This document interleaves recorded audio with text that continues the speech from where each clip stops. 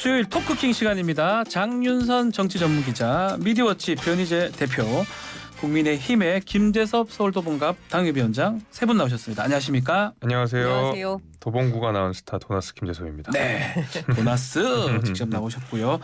자, 본격적인 얘기를 좀 하기 전에 이 질문 한번 드려보겠습니다.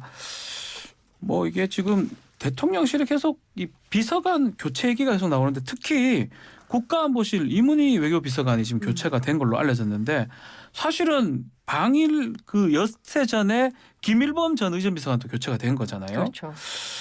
뭔가 지금 이게 참 1년 더 안 됐는데 계속 이렇게 비서관들이 교체되는 거 이 부분 왜 이런 일이 자꾸 일어나고 있죠? 근데 중요한 포인트는 그 대통령실 비서관 아직 다 채우지 못한 자리도 있다더라. 아직 남은 자리도 아직 있겠네요. 남은 자리도 예. 있다더라. 그런데 외교안보 라인이 중요한 현안, 일본 방문 앞두고 의전비서관 그리고 미국 방문 앞두고 있는데 외교비서관 이렇게 두 주요 보직을 교체하는 이유가 뭐냐? 외교 라인 전반에 좀 문제가 있는 거 아니냐라고 얘기가 일파만파 퍼져나가고 있었어요. 사실은 네. 이제 김일범 그 의전 비서관 그 사퇴하고 나서부터 뭔가 있다라는 얘기가 있어서 기자들이 굉장히 각을 세우고 여러 갈래로 취재를 했었는데 네, 당시에는 선임 행정관 간의 무슨 갈등설 그렇죠. 그리고 국회 외통위 쪽에 취재를 해보면 뭔가 김일범 비서관이 두세 차례 세게 부딪혔다. 그런데 뭔가 억울하게 책임질 사안이 생겼다. 행정관하고. 예. 그래서 이것을 더 뭐 억울하게 책임질 수 없어서 그만둬서 뭐 LA 총영사로 보낸다더라. 뭐 별의별 얘기가 다 돌았습니다. 근데 급기야 어제 오늘에는 어떤 얘기가 나왔냐면은 김태효 안보실 차장, 네. 2차장 그리고 또 김성환 안보실장 간의 알력설 뭐 이것도 나오고 있고 거기에다가 더불어서 그 김성환 안보실장 같은 경우에는 경질설도 네, 어제 나왔고요. 나왔어요. 근데 관련해서 김대기 비서실장은 사실이 아니라고 확인을 했습니다. 그런데 그 사이에 또 터진 게 있으니 블랙핑크하고 레이디 가가 관련된 이제 공연을 네. 질 바이든 여사가 올해 초에 제안을 했다. 했는데. 그런데 이거를 뭐 5번이나 무응답을 하고 그리고 사실 이게 무산될 뻔했다. 이제 그럼에도 불구하고 YG 측에선 아니다. 우리는 적극적으로 할 생각이 있다. 이러면서 또 무마되는 것 같은데 그러니까 굉장히 복잡하게 여러 설들이 돌아다니고 있는데 이제 간단하게 종합 정리하면 네. 첫 번째. 외교안보 라인이 상당히 이제 이 권력 암투가 진행 중인 것 같다. 그래서 김태효 라인으로 깔리는 분위기다라는 얘기가 좀 있어요. 예. 그리고 두 번째는 문화행사 혹은 또 여러 가지 기획행사와 관련해서는 의전 뭐 그쪽이겠죠. 그렇죠. 외교부 의전장 쪽이죠. 쪽과 예. 그다음에 의전 비서관실과 그 선임 행정관과 김건희 여사까지 연결된 하나의 뭔가 갈등설 예. 이렇게 두 축이 있다고 볼 수 있을 것 같고요. 알겠습니다. 첫 번째는 그 지금 이문희 비서관에서 이충면 비서관으로 바뀌었어요. 근데 두 분 다 외교부 출신이거든요. 둘 네. 다 북미통 외교관 출신이고 둘 다 그래서는 차이가 없어요. 둘 다 기름장어과다. 기름장어가 뭐냐면 예전에 반기문 유엔 잘 빠져나가는 사무총장이 뭐 그런, 외교관은 좀 이래야 된다. 그러니까 누구하고도 척져서는 안 된다. 이제 이런 스타일로 얘기하는데 둘 다 그런 스타일이다라는 것이고요. 그래서 누가 해도 상관이 없는데 문제는 이문희 비서관이 만약에 공관장이나 혹은 한직으로 밀려나면 이건 경질된 것이고 경우에 따라서 요직으로 영전이 된다. 이러면 김태효 그 안보실 2차장 예. 라인이 외교부까지 장악되는 거 아니냐라는 얘기가 기자들 사이에서는 나오고 있습니다. 자, 지금 뭐 좀 정리를 하자면 이런 게 참 이제 대통령 취임 1년이 다 돼 가는데 비서관끼리 이렇게 권력 투쟁 비슷한 그런 상황이 되는 그건 쉽지 않은 상황인데 우리 장윤선 기자님 말씀대로라면 좀 그럴 가능성이 좀 있다라는 거죠. 아니, 누가 밀어내고 그런 예. 경우는 많은데 네. 지금 이 외교안보 상황이 지금 어쨌든 윤석열 대통령 입장에서는 되게 중요한 상황이에요. 정권의 명운을 걸고 그렇죠. 아주 무리하게 지금 이 네. 바이든의 이 국제 질서에 지금 편입해 들어가는 아주 무리하게 대일 구조 외교라는 말 들을 정도로 그 정도로 이제 큰 미션인데 그걸 하는 과정에서 이렇게 암투로 뭐 비서관이 잘려고 이런 경우는 별로 없어요. 그렇죠. 이건 끝내놓고 하겠지. 네. 그래서 조금 석연치 않은 게 있고 저는 역시 한미일 정도의 우방국 외교를 하는데 저 미국 측 영부인이 무슨 연예인 문화 행사를 제안을 하고 이런 것도 정말 처음 들어본 얘기인데 뭐 할 수도 있지 심지어 어쨌든 이런 건 어쨌든 지금까지 제가 보도로 처음 보는데 심지어 이제 블랙핑크나 레이디 가가라는 이런 어떻게 보면 뭐 연예인들이죠. 지정을 해서 이 기획을 해달라고 우리 쪽 얘기를 한다. 더군다나 질 바이든 여사는 교육자고, 그렇죠. 본인이 이제 바이든 취임할 때도 자기는 자기 교육자로서 역할을 한다고 오히려 이제 영부인 역할을 좀 덜 한다는 걸로 좀 고향을 내세운 사람인데 지금 이 스타일로 볼 때는 저는 오히려 김건희 여사 쪽에서 했다 그러면은 좀 어울리는. 예. 질 바이든 여사가 블랙핑크하고 레이디 가가를 기획을 해달라.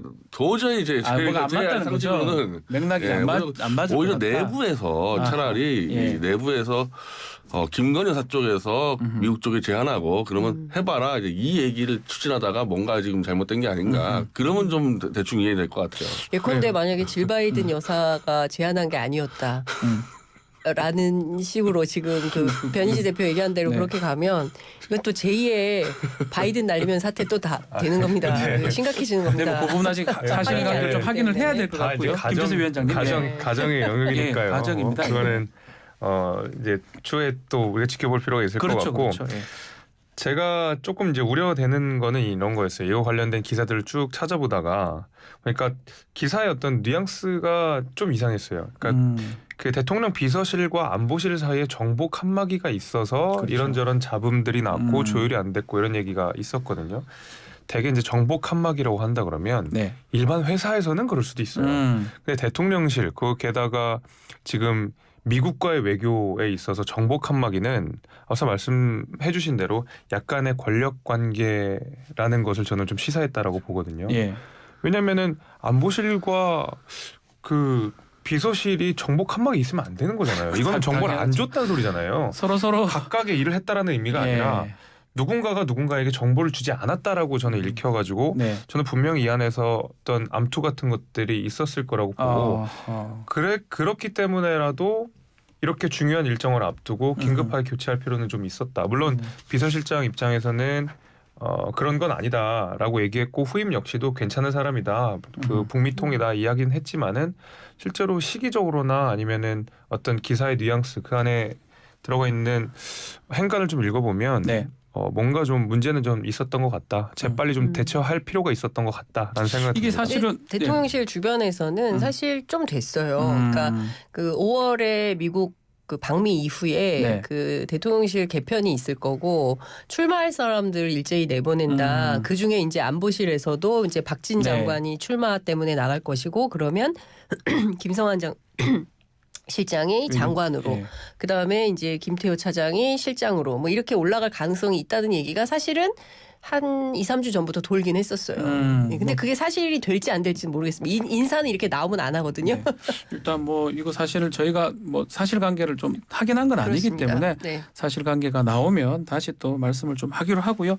자, 본격적인 좀 이야기 좀 이어가겠습니다.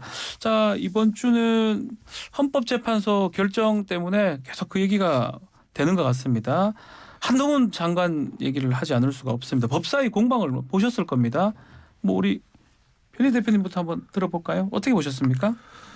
그냥 지금 거의 1년째 이 법사위 공방이라는 것은 민주당 의원들이 공세를 펴면 한동훈 장관은 당신들 정권 때도 이러지 않았냐 이 반복이 지금 되고 있어요. 그래서 이번 사안에 대해서의 이 옳고 그름 혹은 대안에 대해서는 별로 논의가 안 되고 한동훈 장관의 어떻게 보면 이제 끊임없는 이제 전 정권 탓 비스무리한 그래서 원래는 이 현안에 대해서 질문 들어오면은 이 현안 대해서 답변하면 되는데 이번에도 그 한명숙 그 대법원 판결에 대해서 당신도 어제 꼭 이 말이 나오니까 이 지리한 말싸움으로 지금 공전되고 있다고 봐요. 그래서 시간이 좀 많이 나오는 것 같은데 한동훈 장관이 좀 정치적 발언이라고 봐야 됩니까? 그래서 정치인이 아니냐 이런 자꾸 얘기가 좀 나와요. 국무위원 아니다. 대한민국에서 법무부 장관이 그냥 국무위원으로서만 역할을 하던 때는 이미 한참 전에 지났죠. 왜냐하면 지금 다 의원 출신 장관들이 네. 꽤 있었죠. 뭐 박범계 장관이나 뭐 네. 그것도 그랬고요. 그전에 뭐 조국 전 장관도 그랬고 추미애 장관도 그랬고 사실 법무부야말로 뭐 정말 정치의 한복판에 있었던 그렇기 때문에 뭐 이제 와서 새삼스럽게 국무위원인데 정치적 발언하냐라는 거는 어색한 얘기인 것 같고요. 네.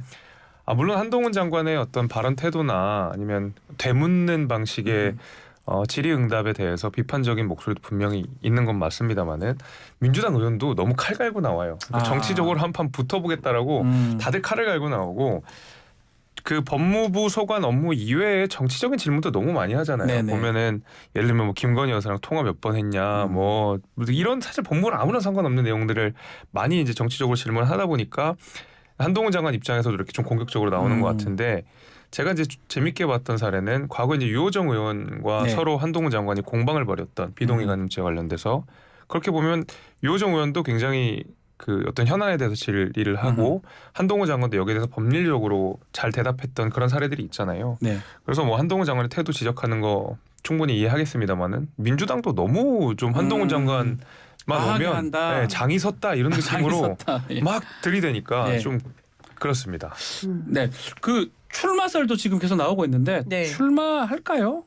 출마할 한다면 좀 것 곧 같아요. 누가 좀 정리를 아니, 해야 되는 거 근데 아닌가요? 국민의힘 주변에서는 어떤 얘기가 나오냐면은 뭐 그 수도권 선대본부장 얘기도 하지 네. 않습니까? 이제 그렇게 주장하는 데 대해서 뭐 비례대표 좋은 데 주고, 그러니까 비례대표 하거나 아니면 좋은 밭에 주고, 그리고 전체 선거를 총괄 지휘하는 뭐 것을 맡길 것이다라는 얘기도 나오고요.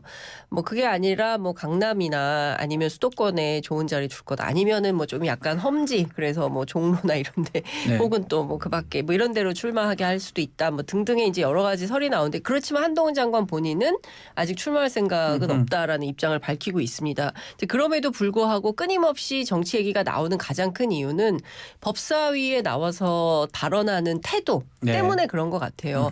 정말 정치적인 발언을 많이 하고 그다음에 끊임없이 편을 가르거든요. 그러면서 민주당의 의원들을 공격합니다. 그러니까 이것은 뭐냐면 메시지를 가지고 서로 토론하거나 뭐 자신의 입장을 피력하거나 이제 정부의 입장을 밝히는 것이 아니라, 아니 뭐 이랬잖아요. 민주당 옛날에 이랬잖아요. 한명수 사건 이랬잖아요. 라는 식으로 메신저를 공격하면서 상대방의 주장을 엎어버리고, 그리고 중요한 것은 인정을 안 해요. 끝까지. 그러니까 예컨대 권인숙 의원이 뭘 물어봤냐면, 자 5대4 이겼습니까 졌습니까 어떻게 생각하세요? 라고 물어보니까 어떻게 이겼냐 졌냐 이런 얘기를 할 수가 있냐. 재판은 명확하잖아요. 이긴 게 진 게.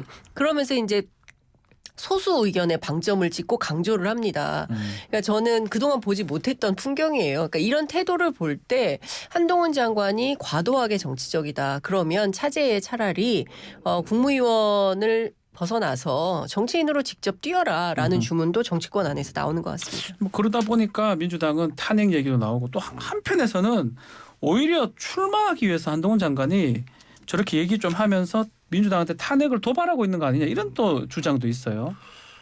최소한 이거는 맞는 것 같아요. 네. 뭐 탄핵돼도 나쁘지 않다. 한동훈 네, 장관 정치적으로 입장에서는 탄핵당해도 나쁘지 않다. 이런 판단은 지금 하고 있는 것 같습니다. 근데 그게 이 모든 거를 한동훈 장관 머릿속에는 민주당과의 대결 구도로만 보다 보니까 그 중간에 이제 수많은 국민들이 있는 거거든요. 네. 근데 이걸 제외하고 민주당과의 대결 구도에서는 탄핵당해도 자 어차피 뭐 정치적으로 난 당한 거기 때문에 뭐 그게 뭐가 문제냐. 그리고 오히려 지지층 모으는데 그렇죠. 더 도움 될 거다. 이런 계산을 좀 하는 것 같아요. 네. 그러다 보니까 민주당에서는 야, 이것도 탄핵했다가 또 역풍으로 해서 함정 어떡하냐. 빠지는 거 아니냐. 그 주저를 하는 부분도 있는 것 같고요.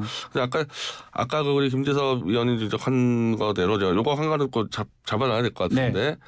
원래 그 법무부 장관을 정치인으로 앉혔을 때마다 항상 시끄러웠거든요. 그렇죠. 그러니까 노무현 정권 때 천정배 법무장관하고 그리고 문재인 정권 때 추미애 박범계 그랬는데 이제 그거를 한동훈 장관이 좀 많이 어떻게 보면 악용을 하는 것 같아요. 그러니까 과거 때도 이러지 않았냐. 다 중에 잘못된 사례들이에요. 예. 잘못된 거를 정치인들이 하면 안 법무장관 된다. 이게 잘못된 사례여가지고 이번에 한동훈 장관 하는 거를 보면은 잘못된 사례를 대고 따라하겠다는 거기 때문에 이번 기회에 어차피 한동훈 장관은 뭐 총선 전에는 그만두지 않겠습니까? 네. 상황에 따라서 법무부 장관만큼은 정치인 앉히면 안 되겠구나. 그거 하나만큼은 교훈으로 잡아야 될 것 같아요. 알겠습니다. 자, 그래서 지금 우리가 한동훈 장관 얘기 많이 하는 거 자꾸 이렇게 하는 이유가 국민의힘에 좀 김기현 대표가 좀 존재감이 그렇게 크지는 않는 것 같아요.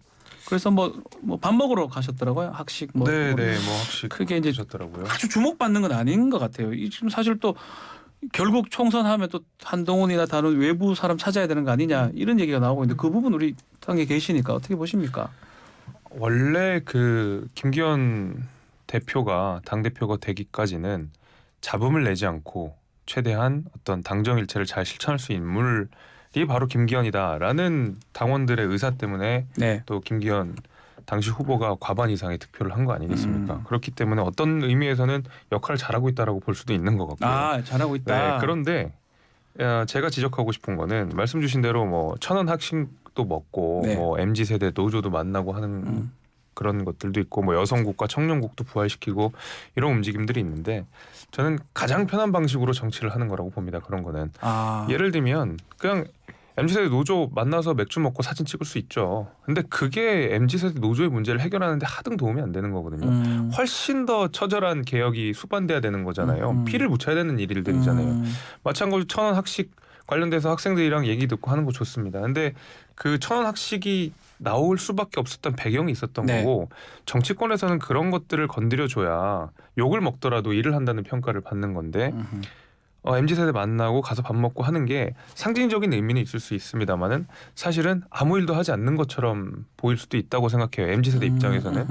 나랑 아무런 상관없는 사람들이랑 밥 먹고 나랑 아무런 상관없는 노조들이랑 맥주 먹는 게 일반적으로 일반 일상생활을 살아가는 MZ세대한테 무슨 의미가 있겠습니까? 저는 이 그래서 접근 방법 말씀을 하셨거든요. 네. 옛날 방식이잖아요. 가서 네. 한번 보면 민생 행보다 하는데 지금 김재석 위원장님 말씀대로 이걸로 2030 지지율 또 MZ세대 지지율 회복이 좀 어렵다 이렇게 보시는 건가요? 100% 그렇죠. 왜냐하면 그러니까 옛날하고 달라요. 옛날에는 미디어가 적었고 그리고 뭐 정치인들이 누굴 만나서 손잡고 막 악수 한번 하면 와 이거 뭐 화합 하나 보다 사람들이 네. 이렇게 생각하는데 요새는 국민들이 더 잘 알거든요. 그 정치의 내밀한 그 흐름이나 뭐 누가 누구의 어떤 관계라든가 뭐 이런 걸 너무 잘 알기 때문에 그런 걸로 현혹되지 않습니다. 네. 제가 보기에 젊은 층들이 소구하는 것은 정치의 효능감이에요. 그러니까 지금 당장 1,000원짜리 학식이 왜 나왔냐? 왜 우리가 1,000원짜리 학식을 먹어야 됩니까? 왜냐하면 그 너무 물가가 그렇죠. 비싸고 그리고 그것을 감당할 수 없는 지경에 이르니까 그것도 사실은 경희대학 같은 경우는 13,000명인데 130명인가요? 100명을 선착순으로 끊어가지고 식권을 발권한다는 거 아니겠습니까? 그러니까 대부분의 학생들은 또 못 먹는 거예요. 그러니까 저는 이런 문제들에 대해서 정치가 특히 여당이 그러면 이 물가 문제를 어떻게 해결할 건지 뭐 등등에 대해서 구체적인 정치의 대안을 내야 되거든요. 그러니까 일과 관련 노동시간도 마찬가지입니다. 뭐 69시간이냐 60시간이냐 막 이러다가 그냥 뭐 실종돼 버렸어요. 논의 자체가. 네. 이 문제도 사실은 그 워라밸의 문제가 있는 거예요. 그리고 이제 저출생 문제도 연동되는 거거든요. 그러니까 어제 그 돌봄 교실과 관련해서 이제 보도가 나오는 거를 쭉 보면서 이건 정말 일하는 엄마들 그리고 아이들을 배려하지 않는 정책이다라는 생각이 드는 겁니다. 정책이. 예, 그러니까요. 그러니까 뭐냐면 아이들이 누가 돌봄 교실에 8시까지 있고 싶어요. 집에 가고 싶죠. 그러면 이것은 부모의 노동 시간을 줄여줘야 애가 학교에서 집에 빨리 갈 수 있는 거예요.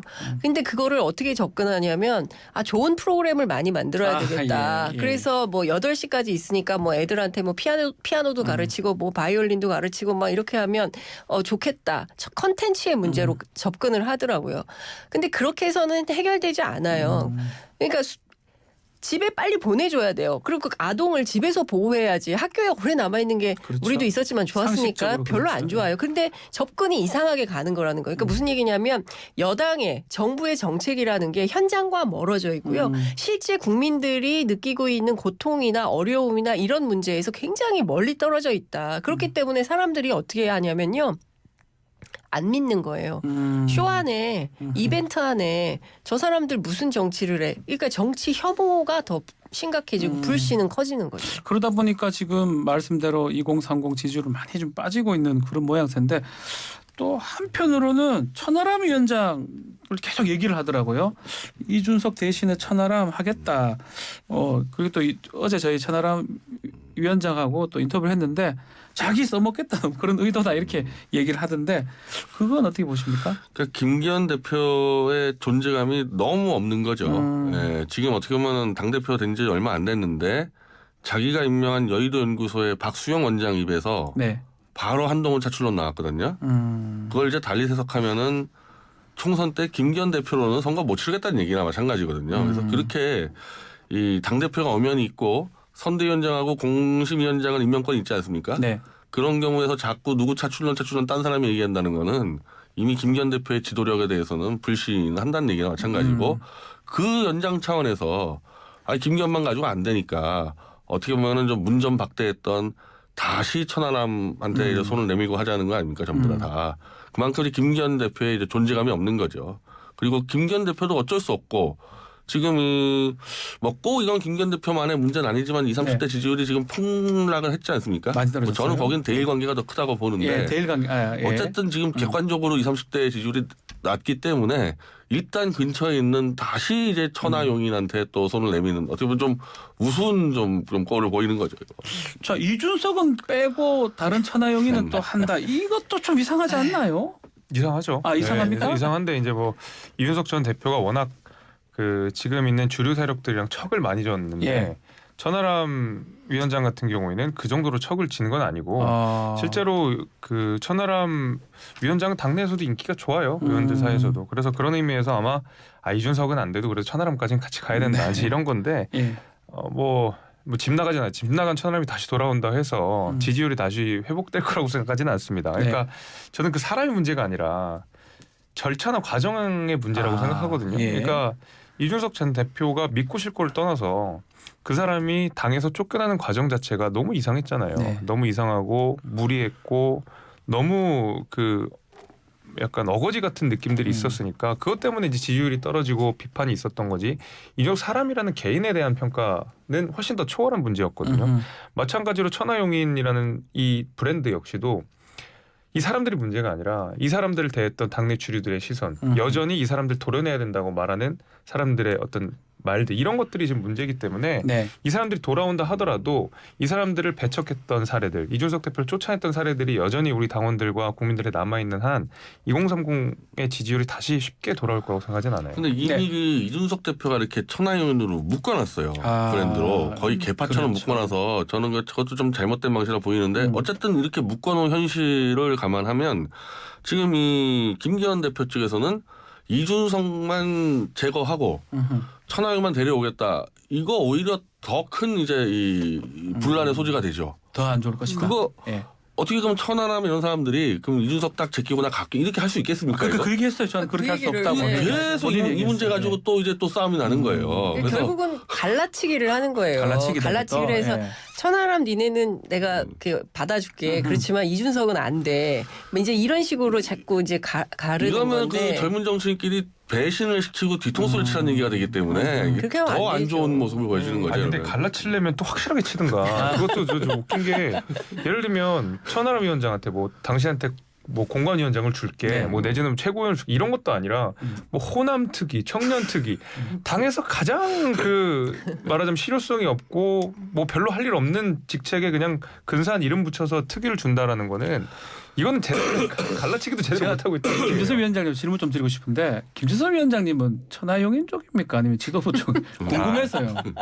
대답하지 않도록. 대답하지 않. 네. 대답 안 하셔도 저는 늘 김재섭의 길을 가는 사람, 도봉의 길을 가는 사람입니다. 네. 근데 저는 김기현 대표가 일 처리하는 방식을 보면 정말 약체다. 진짜 약체구나. 그러니까 뭐 그렇게 생각은 했었지만 네. 정말 그러네라고 생각하는 게 김재원 수석 최고의 이 만용에 대해서 그렇죠. 아무 지적을 못 하잖아요. 그러니까 옛날 같았으면 어떻게 했겠습니까? 바로 윤리위 열어가지고 윤리위 제소해서 당신 발언 저 5.18 발언부터 해가지고 문제 삼아서 뭔가 모종의 조치를 취했을 거예요. 만약에 이준석 대표가 그랬어봐요. 어떻게 했겠습니까? 천하용인이 그랬어봐요. 어떻게 하겠습니까? 안 그러잖아요. 그러니까 그걸 못 하는 거예요. 정리를 못 해요. 뭐 김재원 최고위원 얘기 나와서 이제 하면 뭐 홍준표 시장이 제명하라고 이 얘기도 했고 또 최근에 또 장제원 또 위원장이 또 갑질 논란이 또 있지 않습니까?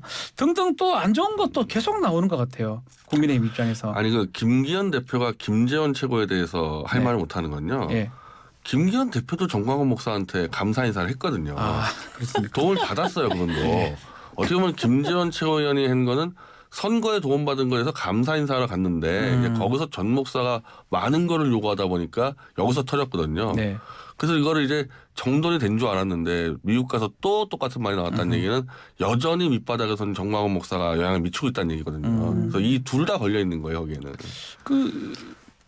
정광훈 목사부터 이준석 대표까지 김기현 대표가 감당이 되겠습니까? 이게 국민의힘 다원들이 제가 보기엔 이 스펙트럼이 너무 넓은 거죠. 아니 천하통일이라고 얘기를 한 정광훈 목사가 우파를 천하통일했다는 거잖아요. 근데 이거를 국민의힘 내부에 있는 젊은 당원들이 인정을 할 수 있겠어요? 지금 정광훈 목사는 이제 자기는 이렇게 이제 국민의힘으로부터 무시당할 바에 자기 미국으로 이민 가겠다. 네. 예, 광화문 집회 안 하겠다 이렇게 또 협박을 하고 있거든요. 네. 너무 감사한 일이네요. 네.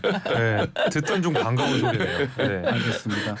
그 김재원 최고위원이 정광훈 목사한테 저렇게 계속 가고 미국까지 가고 아니 그래서요. 원래 김재원 최고위원이 이렇게 1등으로 최고위원 되는 데 있어서는 정광훈 목사하고 보수 유튜버가 엄청 밀었고 그 공이 원래 1등을 달렸던 민영삼 씨가 떨어지는데도 보수 유튜버가 딱 두 가지 했단 말이에요. 김재원 밀고 민영삼 낙선운동했거든요. 그러니까 바닥에서 영향력이 확인된 거예요.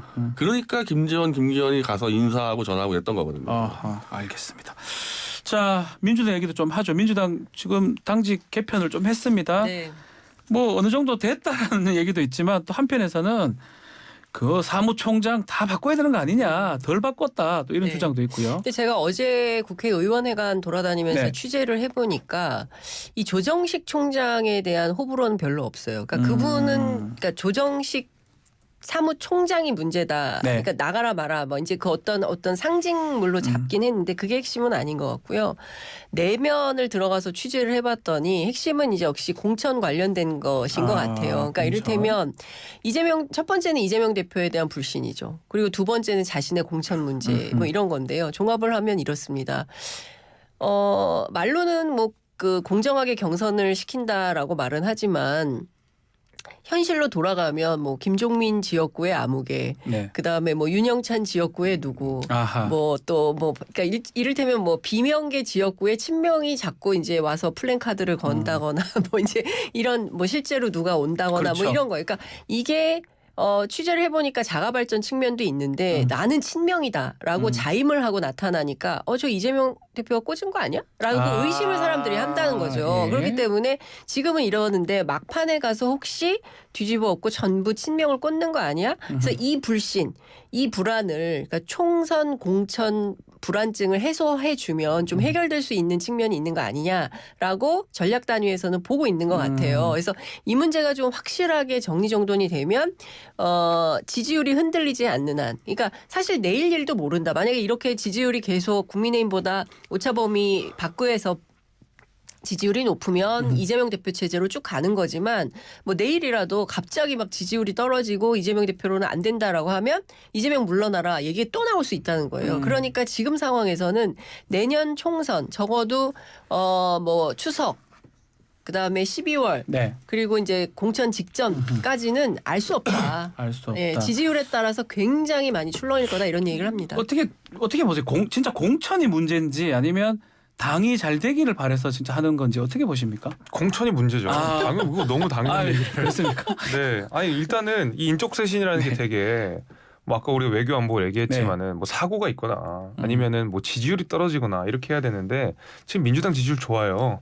저는 민주당 지지율이 지금 지난주 그 조사 보니까 국민의힘에서 오차범위 바깥으로 벗어났는데 인적 쇄신을 한다는 건 제가 듣도 보도 못한 사례거든요. 그러니까 결국에는 비명계를 달래기 위한 수단으로서 눈 가리고 아웅을 했다라고 보는데 근데 저는 생각보다 여기에 대해서 비명계들이 크게 반발을 안 할 것 같아요. 근데 그 이유는 왜냐면 결국 인적 쇄신의 몸통은 이재명 대표잖아요. 그렇죠. 결국 다 격가지인데 이재명 대표가 그 총선 때까지 못 갈 거라는 여론들이 지금 민주당 안에서 뭐 스물스물 다 올라오는 상황인 것 같고 수도권에서 해볼 만하다는 생각을 갖는 것 같아요. 국민의힘 지지율 빠지고 대통령 지지율 빠지고 이러니까 절대로 탈당해 이런 거 안 하면서 어떻게든 이재명 대표를 결국에는 낙마를 시켜서 자신들이 이 당을 다시 장악하면 수도권에서 다시 공천받고 당선될 수 있다. 이 생각을 하니까 지금 인적 쇄신에 대해서는 크게 요동을 안 하고 조금 더 기다렸다가 어차피 이재명 날아가면 그때가 진짜다 이런 생각하는 것 같아요. 상대당에서 해결하니까. 예. 실제로 이런 것 같아요. 예. 그러니까 이재명 대표 지금 요새요 얼마나 저기냐면요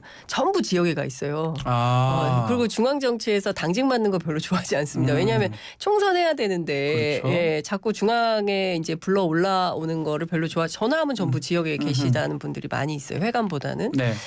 그러니까 지금 어떤 상황이냐면 전반적으로 총선에서 자기가 어떻게 될 거냐가 되게 중요한 거예요. 그러니까 첫 번째는 선거제도 개편인데 중대선거구제로 개편되지 않고 소선거구제를 유지하면서 뭐 이제 비례정당 문제를 그 연동형 비례대표제로 해결을 하거나 뭐 이런 방식으로 일단은 선거제도를 소선거구제로 유지를 한다. 네. 그리고 두 번째로는 그 윤석열 대통령과 그다음에 그 국민의힘 지지율이 계속 빠진다.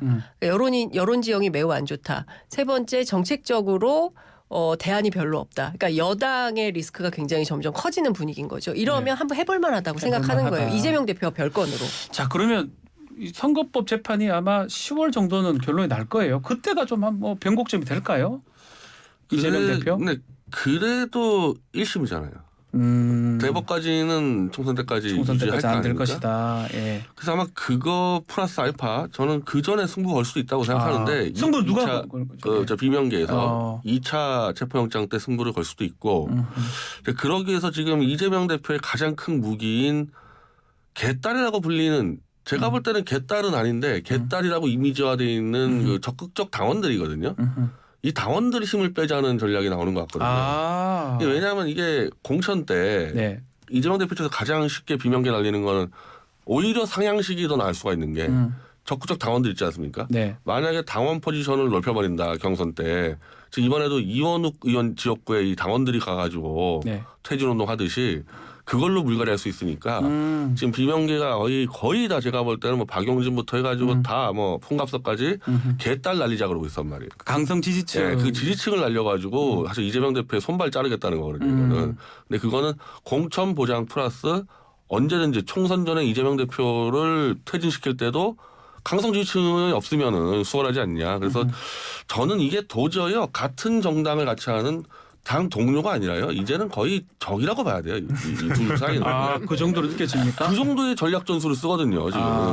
근데 뭐 장 기자 정리 좀 해주세요. 근데 송갑석 의원이 이제 그 지명 최고위원 지명직 최고위원으로 들어왔잖아요. 그래서 근데 이제 본인은 그런 얘기를 해요. 그러니까 그 당 지도부가 너무 친명 일색이었고 다른 목소리가 없었다. 근데 이제 본인이 들어와서 그런 역할을 좀 하면서 분위기를 좀 쇄신하는데, 그러니까 당 내부에서 이런 얘기를 합니다. 누가 사람이 중요한 게 아니라 앞으로는 어떤 메시지가 나오고 어떤 전략의 기조가 잡히는지 이거를 봐야 된다. 그러니까 뭐 비명이 들어왔네, 뭐 친명하고 뭐 어쩌네 이게 중요한 게 아니라 이제 이후에 나오는 전략과 메시지를 좀 주목해서 봐달라라고 얘기는 하고 있습니다. 근데 저는 그 변희재 대표님 말씀하신 내용에 결국 그 개딸들이 공천을 좌우할 거라는 생각에는 동의하기가 어려워요. 왜냐하면 지금이야 친명 뭐 내지는 개딸 이런 분들이 민주당을 좌지우지하는 것 같지만 불과 1년 전, 2년 전만 해도 친문 세력 그 말하자면 문재인 대통령 문파라고 불렸던 분들 그분들이 민주당을 좌우했고 그분들은 도저히 깰 수 없는 성벽처럼 느껴졌거든요. 근데 구심점이 사라지는 순간 스물스물 다 강성 지지층 사라져 버려요. 마찬가지로 이재명 대표가 당대표에서 물러나고 만약에 쫓겨나게 된다 그러면 이들 강성 팬덤 역시도 온데간데 없이 사라질 수밖에 없습니다. 구심점이 없기 때문에. 저는 그래서 만약에 비명계가 전략을 세운다 그러면 최대한 빨리 이재명 대표를 날리고 나서 이 강성 팬덤의 90점을 사라지게 한 이후에 당을 장악하려고 하겠죠. 알겠습니다. 자, 국회 상황까지 짚어봤는데요. 잠시 광고 듣고 다시 말씀 이어가겠습니다. 자, 변희재, 장윤선, 김재섭 위원장과 함께하는 토크킹 코너입니다. 자, 본격적인 좀 한일 관계 얘기하기 전에 오늘 보니까 동아일보에 보도된 건데요. 김종인 위원장 또 금태섭 전 의원 포럼을 하면서 이게 제3세력이 될 수 있다. 이런 얘기를 하고 있는데 그 토론회장에 김재섭 위원장님 가시네요. 네, 저도 가는데 제3세력을 생각하십니까? 전혀 아닙니다. 전혀 아니고 어쨌든 정치개혁 이 반드시 이제 필요한 상황이고 거기에 대해서 이제 뭐 소장파들 그다음에 국민의힘과 민주당 그 어디에도 속하지 않은 상황에서 양 정당을 고루 비판하시는 분들이 이제 모여서 딱 보니 이상민 의원, 권지웅 전 비대위원 그렇죠. 이런 분들 나오시네요. 되게 뭐 금태섭 의원 마찬가지고요. 김경률 회계사도 마찬가지고요. 기본적으로 양쪽에도 어디 하나 걸치지 않고 양당을 다 공히 비판하시는 분들이 이제 모인 건데 그러다 보니까 이제 제3세력이라는 표현이 등장한 거지 네. 사실 그런 의도는 전혀 아닙니다. 김종인 위원장이 뭔가 나서면 뭔가 하여튼 그래도 변 대표님은 어떻게 보십니까? 근데 되게 이분은 어쨌든 본인의 이 자리는 잘 잡았어요. 네, 항상. 네, 항상 제3세력 만들면은 제3세력이 되는 게 아니고 본인이 양당에 어디 가서 자리를 잡았었는데 네.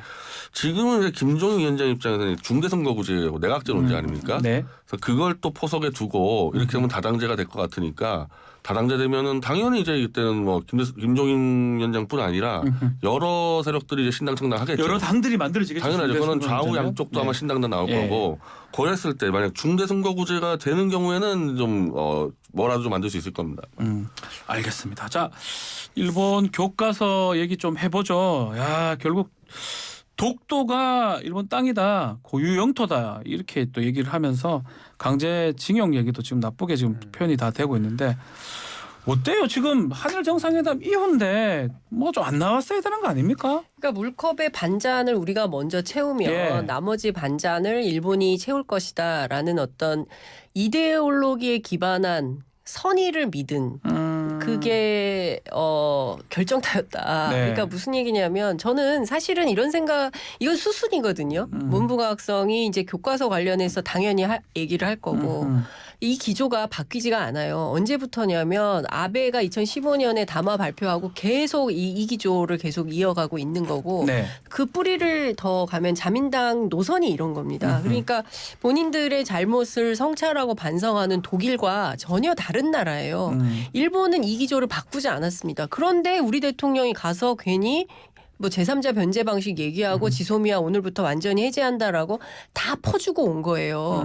그러니까 일본 잘 생각해 보십시오. 그날 정상회담 할 때 기시다 총리가 윤석열 대통령 세워놓고 한 얘기가 뭡니까? 첫 번째 조선반도에서 온 노동자라고 해요. 그렇죠. 조선반도에서 온 노동자 출신 얘기.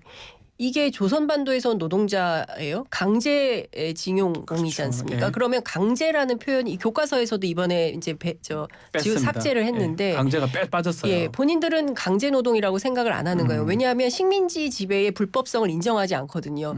1905년 을사늑약에 대해서 아니 우리 내부에서는 뭐 강제다, 뭐 불법적이다라고 중요하지만 무슨 소리야? 니네 나라하고 우리나라하고 조약을 맺어서 체결한 거야. 네. 이게 불법이야? 아니야. 그때 당시에 일본인이었잖아.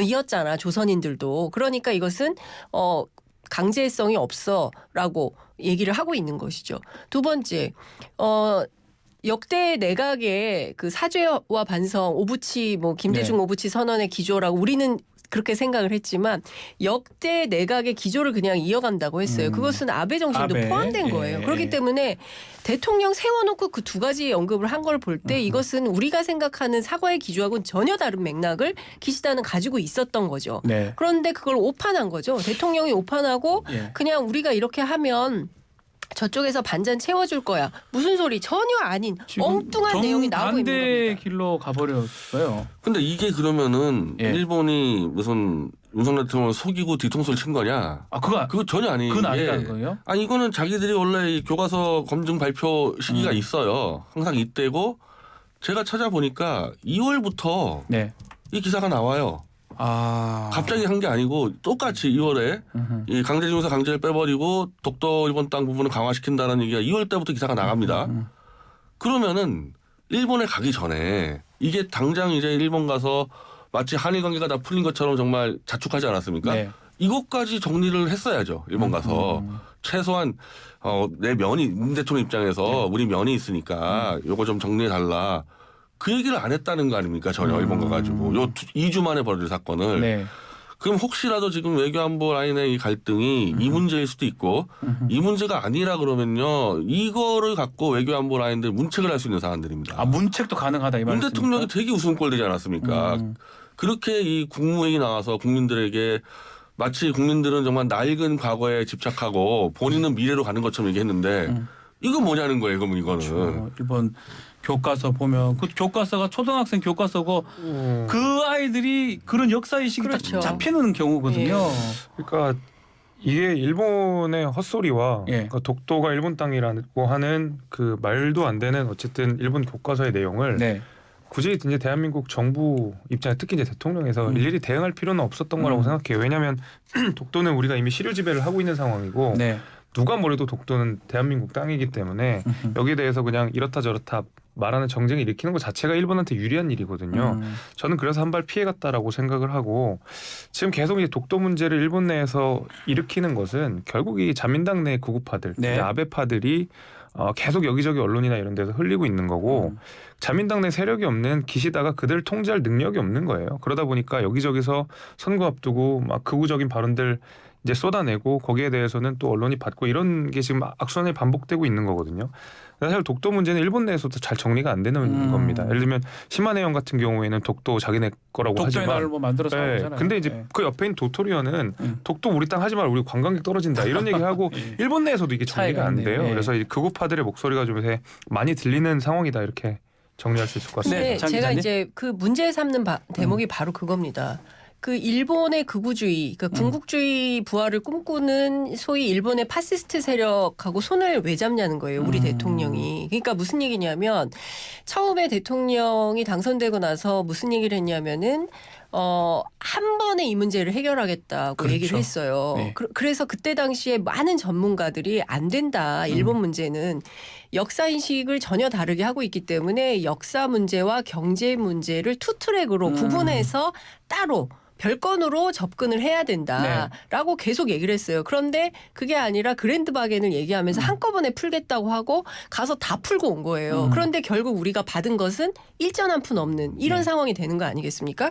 그런데 중요한 것은 제대로 항의도 못해요. 어제 외교부 그리고 또 교육부에서는 즉각적으로 항의를 하고 또 대사 대리 조치도 하고 했습니다. 예. 이렇게 했지만 형식적이고 대통령실에서는 강력한 입장이 안 나왔습니다. 자, 그러면 이 상황에서 히로시마 가가지고 기시다 총리 만나서 우리 대통령 무슨 얘기하죠? 항의합니까? 앞으로 더 잘해보자고 얘기할 수 있습니까? 저는요 미국 가서도 더 문제예요. 지금 반도체 네. 바이오 거의 뭐 지금 뭐 그 경제 전문가들 얘기를 들어보면 미국의 국영기업 수준 될 것 같다 막 얘기까지 나오고 있어요. 영업 기밀 뭐 이런 거 다 얘기해야 되는 이런 수준으로 가고 있거든요. 그러니까 외교가 엉망입니다. 윤석열 정부의 외교가 엉망이에요. 결과적으로는 안보와 경제 두 마리 토끼를 다 놓치고 있습니다. 이 기조를 계속 이어갈 거냐. 그게 아니라면 지금이라도 빨리 바로잡아야 된다라는 당부 말씀을 좀 드리고 싶어요. 네, 변희 대표님. 그 대통령실에서는 이제 구속 얘기가 나올 때 네. 7월 달에 기시다 총리가 방한을 해서 답방 나머지 물잔을 채울 거라 그랬는데 예. 7월 가기 전에 3월 달에 지금 이 입장이 나왔고 이거는 지금 이 아베 정권 이후에 일본에서는 이거 완전히 그냥 정해진 답이에요. 정답이에요. 정답. 기시다 총리가 한국에 와도 네. 물어보면은 이 기조를 벗어날 수가 없는 거란 말이에요. 그럼 그거를 이미 알고 요 현실을 인정한 상태에서 적당히 맞춰갔어야 되는데 그냥 옷을 다 벗어버렸잖아요. 네. 가가지고 그럼 다시 주워 입어야 되는 사태가 벌어졌어요. 그래서 아까 말씀드린 대로 요 문제를 대통령한테 보고를 안 했다. 이 교과서 문제를 그럴 수도 그거 갖고 있다는 거네요. 문책을 들어가야 되는 사람입니다. 그리고 문대통령은 여기에 대해서 대국민 담화 발표해야 된다는데 오늘 뭐 지금 국무회의 때 뭐 한다가 그러는데 네, 할 수도 있다고 직접 하더라고요. 이거는 영토 문제잖아요. 네. 그렇죠. 영토 문제잖아요. 이거 뭐 심각한 영토 그 문제죠. 심지어 이제 그때 오므라이스 먹다 이게 나왔다 그러지 않았습니까? 네. 뭐 아직 뭐 아니라고 하긴 네, 하지만 그러니까 이거는 대통령이 담화로 본인 실수를 인정하든 문책을 하든 국민들에게 정확히 설명돼야 됩니다. 일본을 또 강력하게 비판을 하든 그렇죠. 어쨌든 그 얘기가 좀 나와야 된다 이렇게. 그러니까 지금 얘기하잖아요. 독도를 네. 일본의 고유 고유 영토라고 영토다. 했어요. 고유 영토. 옛날부터 자기들 자기 거라는 땅이다라고 거잖아요. 주장을 하는 거예요. 근데 네. 우리 국방부, 우리 군은 현재의 위협과 미래의 위협을 동시에 그 준비하고 있는데 현재의 위협은 북한이지만 미래의 위협에 일본이 들어가 있어요. 왜? 네. 독도 때문에 독도 그래요. 있잖아요. 그렇기 때문에 근데 당시에 일본에서 무슨 얘기까지 나왔냐면은 공동점유까지 얘기가 나왔다라는 소문이 있었어요. 물론 그건 사실이 아닌 걸로 확인이 됐지만 네. 근데 일본의 기조는 자꾸 뭐 자민당 내부에 극우만 그런 것처럼 생각을 하는데요. 일본에 굉장히 이제 정당이 많습니다. 그다음에 그 두 번째가 이펀 민주당인데 네. 이펀 민주당의 기조도 그 식민지 지배에 대해서 합법 부당이에요. 당시의 식민지 지배는 합법이었다. 이 기조는 흔들리지 않는 거예요. 그러니까 일본 정치 노선이 그래요. 합법이었고 다만 부당한 측면이 있었다. 부당하냐 정당하냐 그 부분이죠. 그렇기 때문에 이 기조는 흔들리지 않습니다. 역사 문제 이렇게 해결이 될 수가 없어요. 그것을 저는 용산이 분명하게 깨달아야 된다. 근데 일본이 아무리 난리를 치고 네. 일본이 헛소리한 거 하루 이틀도 아니잖아요. 독도 관련돼서. 일본에서 아무리 그 안에서 난리를 치고 뭐 교과서에 받고 하더라도 독도는 어쨌든 대한민국 땅이에요. 시로지배를 하고 있기 때문에 이들이 자꾸 대한민국에게 독도의 영유권 관련돼서 싸움을 붙이는 게 자기한테 이득이 되는 일이기 때문에 그렇거든요. 자꾸 정쟁화시키고 재판을 받으려고 하고 이런 것들이 다 일본적으로 하는 일들이기 때문에 대한민국 입장에서는 어차피 시로지배하고 저쪽에서 아무리 난리 쳐도 우리 땅인 한 대응을 안 하는 것도 방법이에요. 저는 그렇게 생각합니다. 자, 오늘 독도 관련된 좀 담화라든지 얘기가 좀 나올지 그 부분도 한번 지켜봐야 될 것 같습니다. 자, 오늘 토크킹 시간이 다 됐습니다. 오늘 또 1시간 동안 열띤 토론 감사드리겠습니다. 장윤선 또 변희재 김재섭 위원장입니다. 고맙습니다. 네, 감사합니다.